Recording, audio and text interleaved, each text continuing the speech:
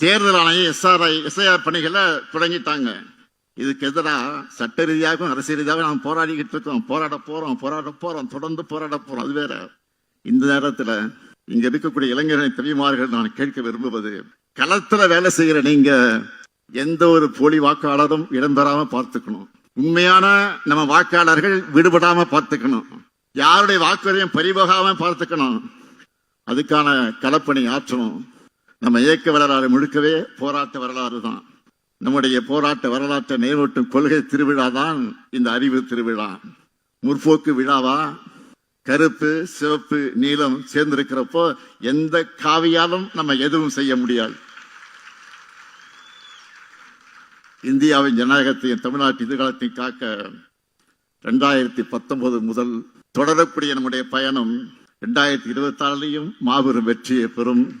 திராவிட model 2.0 ஆட்சி அமையும். தந்தை பெரியாரின், பேரறிஞர் அண்ணாவின், தலைவர் கலைஞரின், இந்த முத்துவேல் கருணாநிதி ஸ்டாலின் கொள்கை வாரிசுகள் இருக்கும் வரையும் தமிழ்நாடு தலைக்குனியாது. தமிழ்நாடு போராடும். தமிழ்நாடு வெல்லும். நன்றி, வணக்கம்.